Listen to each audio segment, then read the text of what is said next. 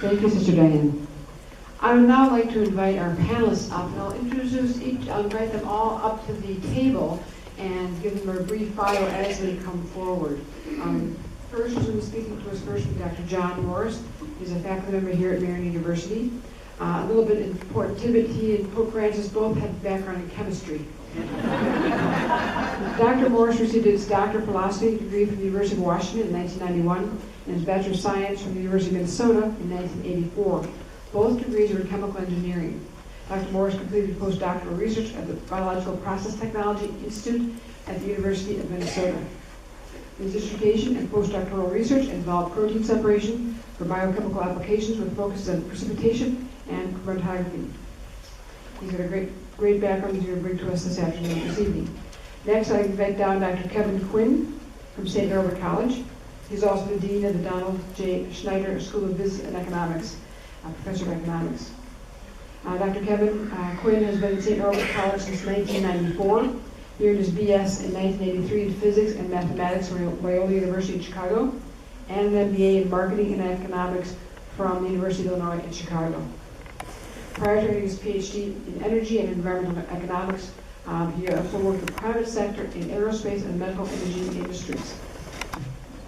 I'd like to now invite down Mr. Steve Borowski from the Monroe Clinic. He has his education from the University of Rochester and the Simon Business School. Since June of 2013, Steve has served as the Director of Facility Services and Operations Effectiveness for the Monroe Clinic in Monroe, Wisconsin. He directs the facility engineering plant operations, developed a lead vision of $83 million, 225,000 square feet replacement hospital, and he's a certified healthcare safety professional. And we're talking about the Monroe Clinic. Lastly, I'd like to invite Sister Jean Steffes, General Superior of CSA. She's been the General Superior since August of 2013.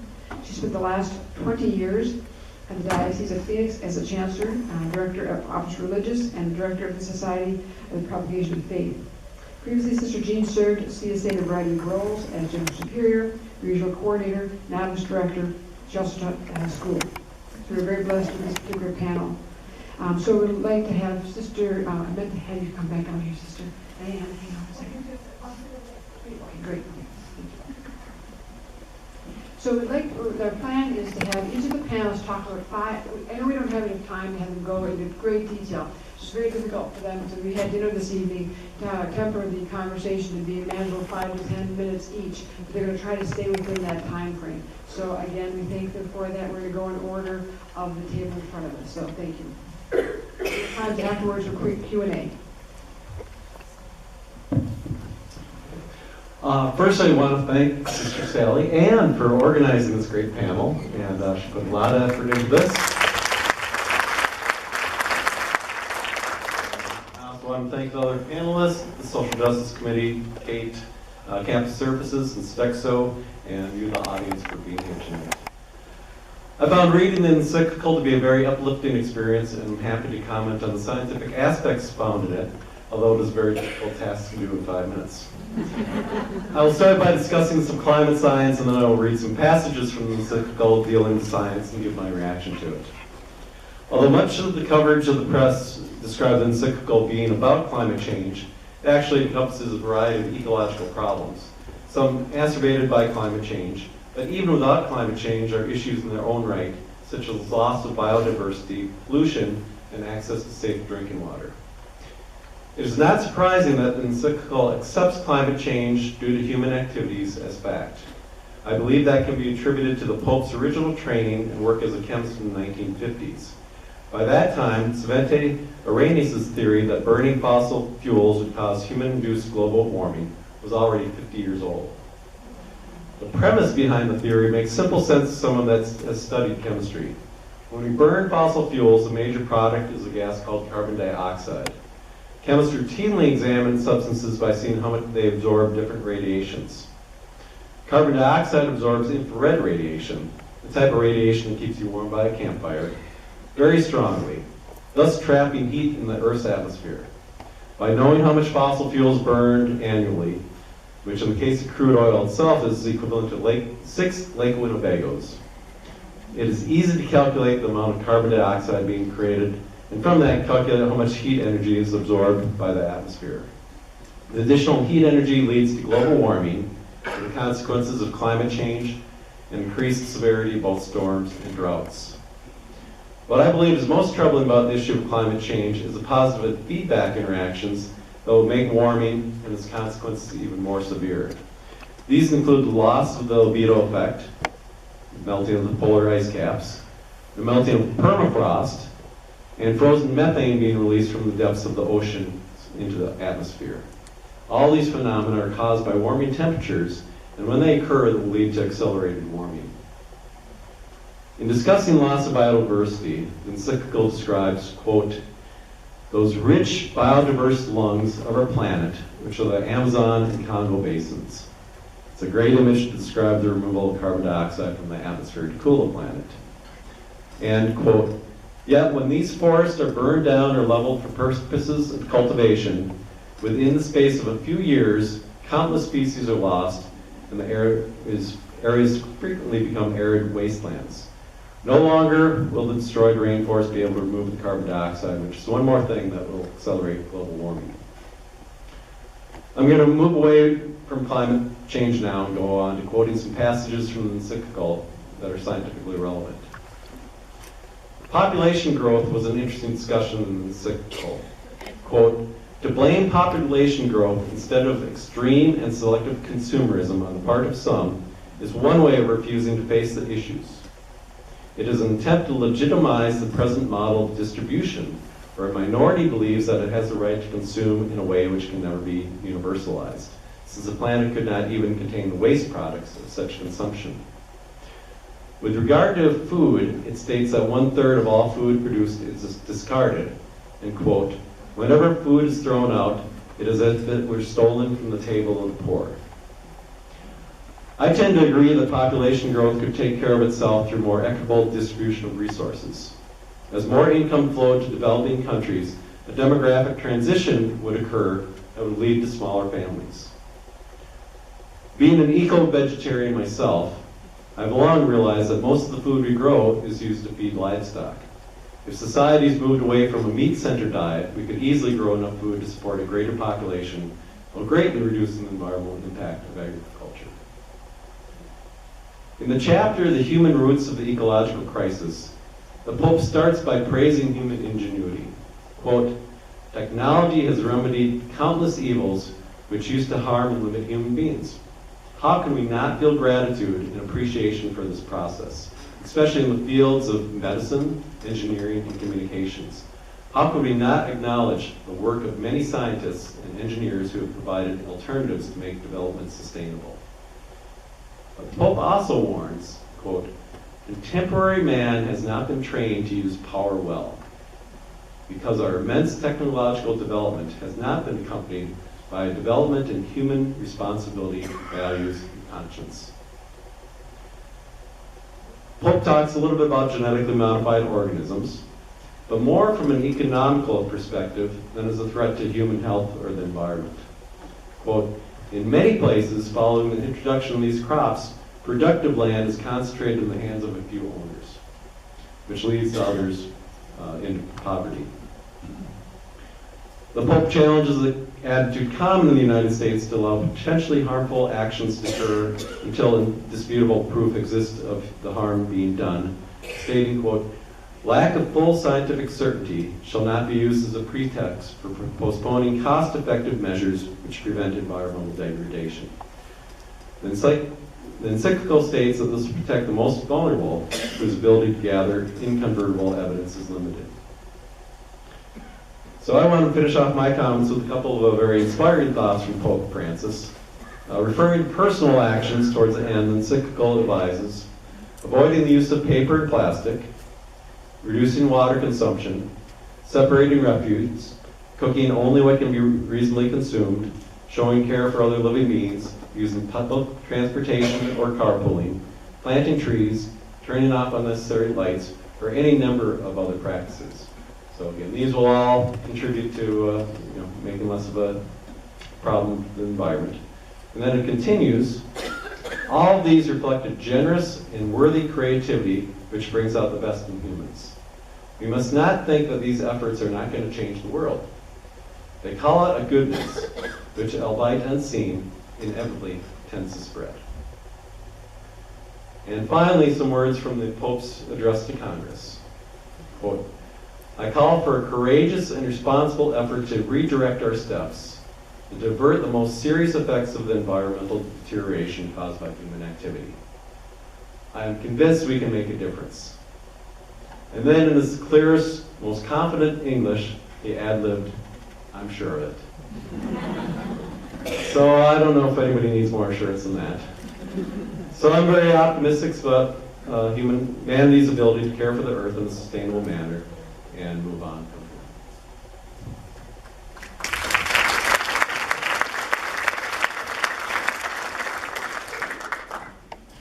Thank you.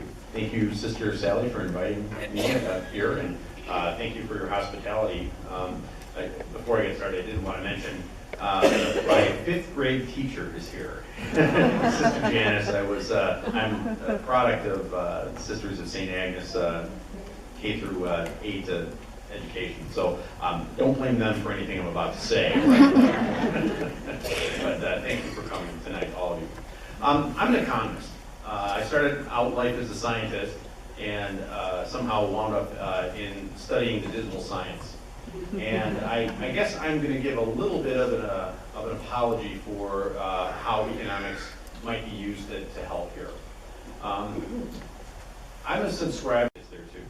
I had an opportunity to read the encyclical, which I'll admit was the first one I've ever read, and it might be one that's accessible to me because it was written in fairly plain English, which was, I appreciated that. I'm not a theologian, I don't even play one on television.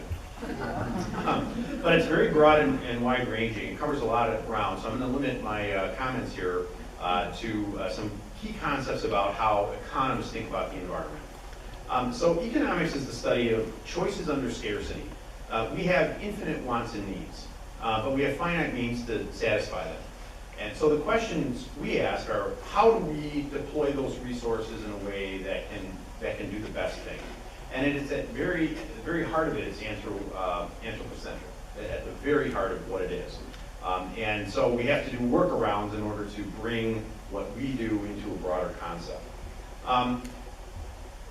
The problem is not so much that that people are evil when they make decisions, and that markets are evil necessarily. In fact, I'm sure some of you heard the Nobel Prize in Economics was announced, I think, yesterday.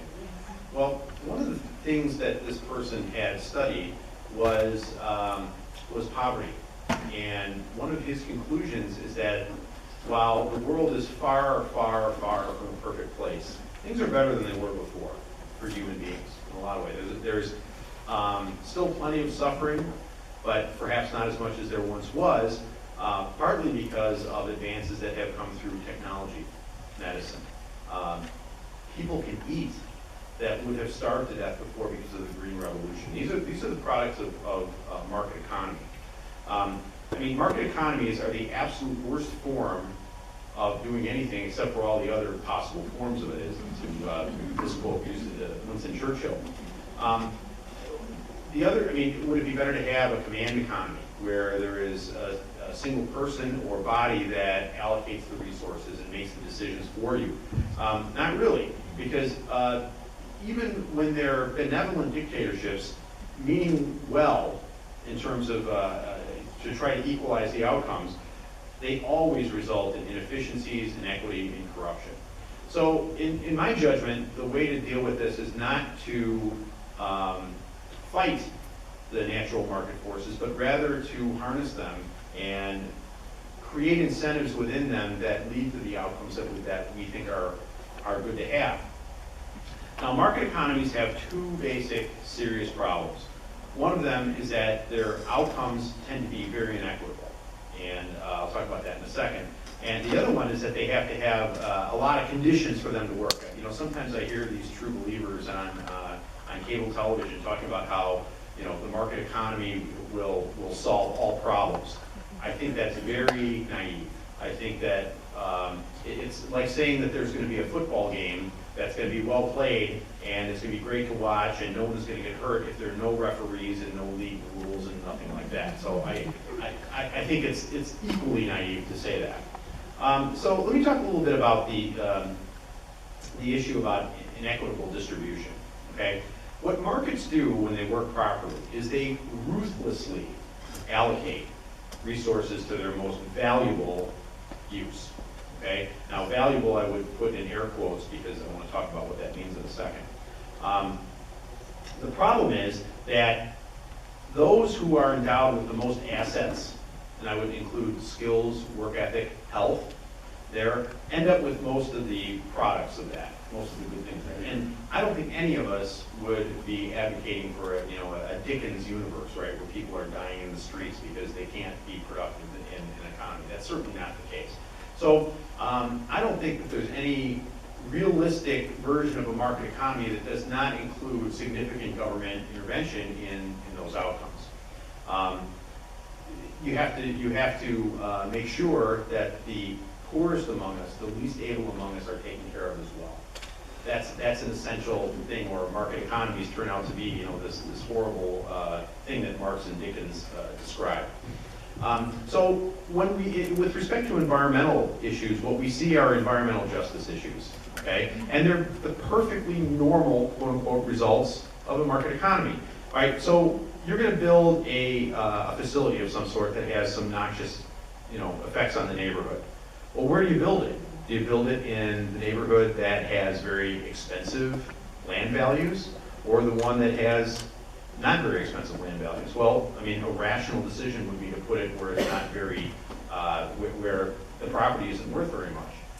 Unfortunately, when those kinds of decisions are made over and over and over and over again, the result is that the poorest among us have to deal with the negative aspects of the market that provides all these good things, okay? So that's just one example. Another example is where, and I think that the Pope talked about this in the encyclical a little bit, where are the nicest parks located? In the best neighborhoods, right? In some ways, those are the folks that maybe need that the least. And so one of the very serious issues about market economies, which most of the world is now, is that the sacred rights of humans, the sacred right of every human, is not at all accounted for in that system. And so what we need is the political system to mitigate that in some ways. Now, a lot of people think politics is a dirty word. I don't think it is. I think it's the way by which resources tend to get reallocated after the way the market sort of creates them. So the market makes a really big pie, but the natural outcome of who gets the pie is nothing that most of us would like, and so you need somebody to come in and maybe help move that pie around a little bit. And another issue with market economies is they tend to do a very poor job with intergenerational impacts. I did my doctorate in global climate change, and we were running these models, these economic models that ran out 300, 400, 500 years. So the impacts on the climate were going to be visited upon people that were our great-great-grandchildren. And as a joke, my advisor said, the one thing to think about is, why should we care that much for our great-great-grandchildren? What have they ever done for us? But that really made me think about that, because as economists, we actually have ways of comparing $1 I get paid today to $1 I get paid a year from now, and that's with interest, et cetera. In order to forego spending the money right now, somebody else wants to spend it, they have to pay me for that. So there is some time value of resources.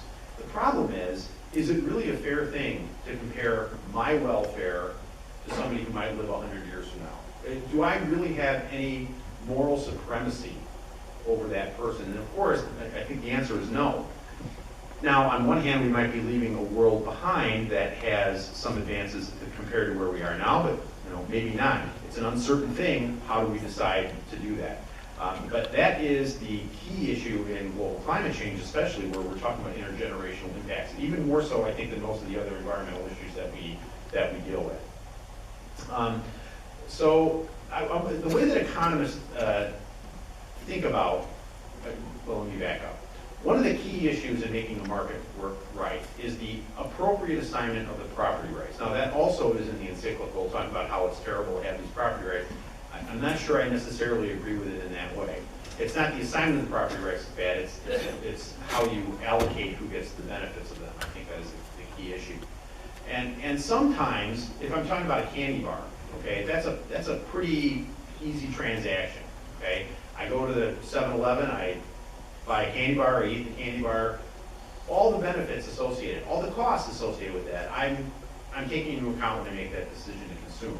On the other hand, if I consider the environment this big waste dump that I can just put everything into, right, the solution to pollution is dilution, I think that I'm not properly taking into account all the costs when I make a decision. And so economists would argue in favor of changing the incentives that exist for people to take that into account. So there's a tax on paper and the plastic, et cetera, so that I'm actually fully paying the environmental price for that when I make those decisions. Okay? And I'm almost out of time. I did want to say something about one place where I am uncomfortable about the way economists think about things, is the idea of intrinsic value that Sister brought up before. That's apart from an anthropocentric value. And it's not even beauty or, boy, I might use this thing in the future, or I even feel good about this thing existing.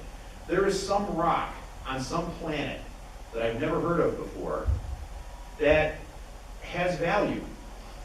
It's not accounted for in the market system at all. It has value because it exists. It's part of creation. And one of the things that markets cannot take into account is that, unless there is some moral force that changes the incentives, and in fact changes the price associated with certain actions. And I think that in the end will be the only way that we are going to get out of this mess that we're in, whether it's global climate change or some of the other, clean water issues or some of the other things, is that it's not going to be enough to just look at monetary prices. We need people, powerful people, influential people like the Pope and our political leaders and other leaders to change the price of certain activity. So that if you're engaging in something, okay, and this happened already in the 1960s and 70s, you throw a piece of garbage on the ground, okay, I mean that's cheaper, easier than walking into the garbage can, but what happens when you throw that onto the Coke can onto the ground? People look at you funny, right? And they look at you as if you're an evil person. And so in some ways, the way I would think about that is that by responding socially to certain things, we change the price and we change people's behavior. So I'll have to leave it at that. Thank you.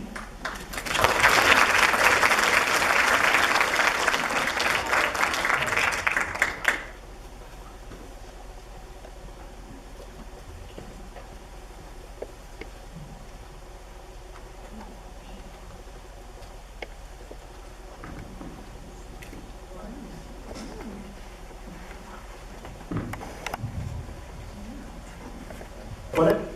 I'd also like to thank Sister Sally Ann for inviting the entire panel and all of us. I would also like to thank you very much for having water out of a big carafe, and you'll understand why a little bit later throughout the presentation. So,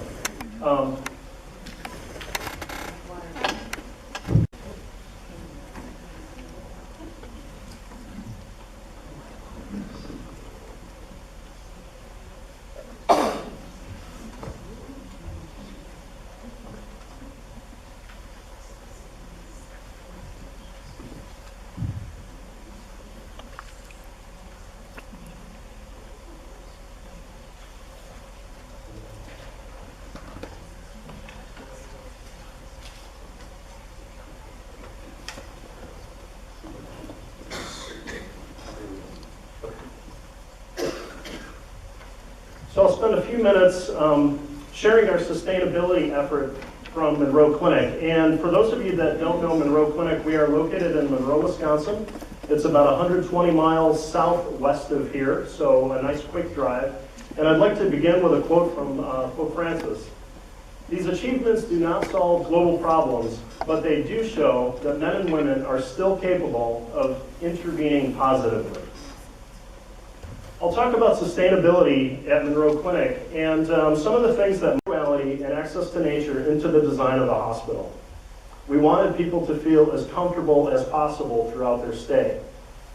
There's a lot of evidence to show that nature and bright light has powerful healing effects, allowing patients to take fewer pain medications and to return home sooner.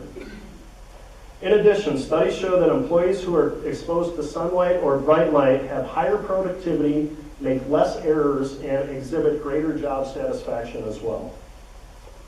We very carefully thought about daylight and how we might bring it throughout our facility. The grounds provide access to several seating areas that are surrounded by plants and flowers. The patient rooms have huge windows with views of natural vistas or green roofs.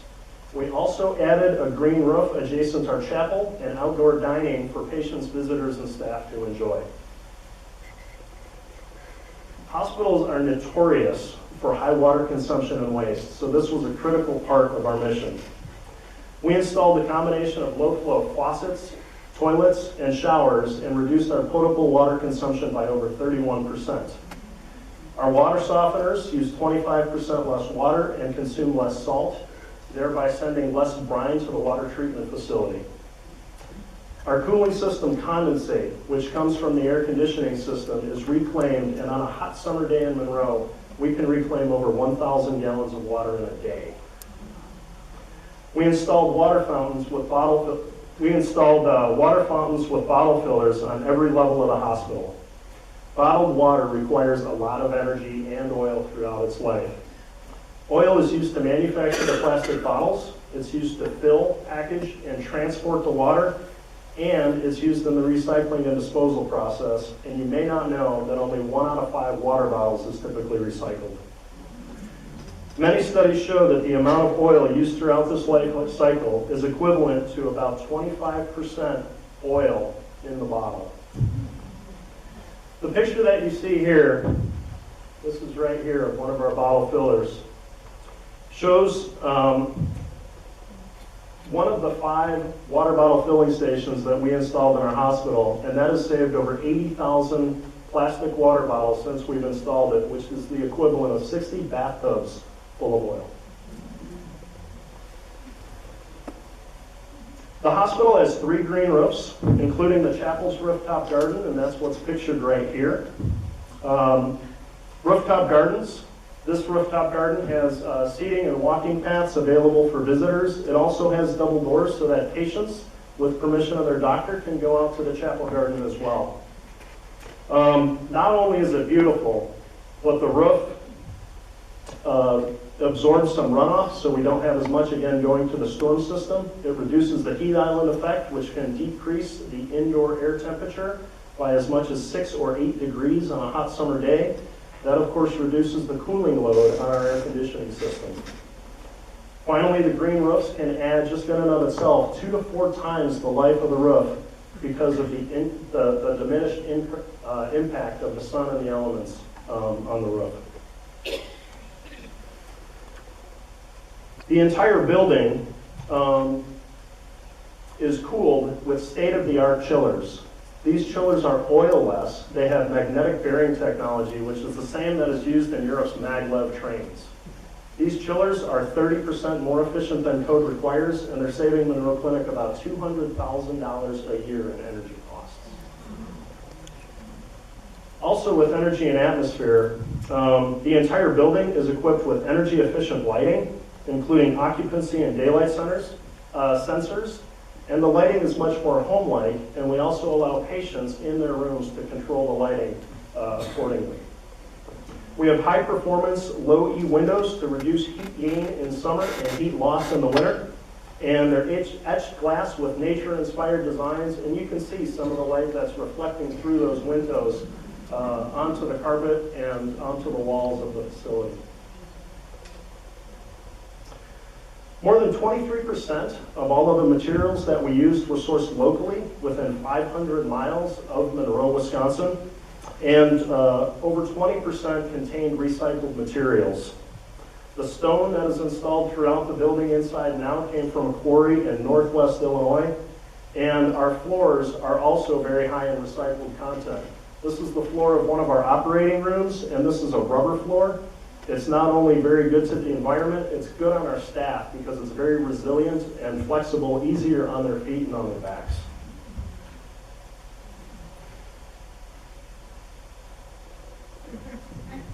So the project recycled over 93% of our building materials. So that was a huge number. Our goal for the LEED certification was to get not 50 or 75, not 50, but 75% to get the maximum amount of credit for this point. We recycled a full 93%, and this was over 5,000 tons of building materials. You might be wondering why I have a picture with some cows here. Well, some of the drywall that was scrapped, we had over 123 tons of scrap drywall. It only represented about 3% of the total building waste from the project, but we were able to send it to a farm in Blanchardville, which was only 20 miles away, and it was repurposed as a soil amendment and as cattle bedding. On to indoor air quality. Pope Francis speaks of asthma and some of the causes.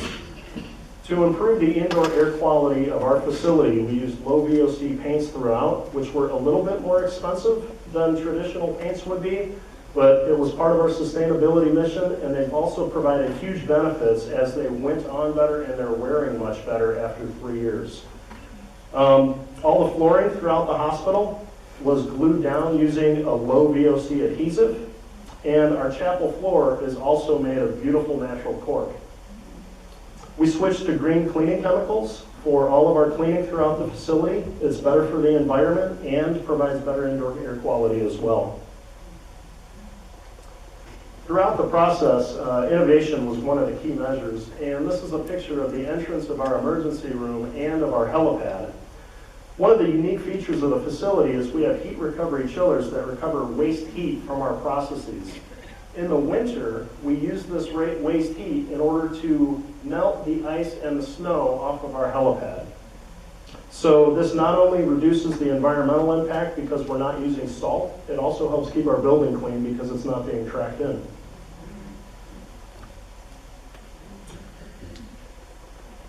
Throughout the building process, so beginning in the presentation, I had a quote from Pope Francis, and I would like to conclude with this as well. You've already heard it from one of the panelists already. I really like this.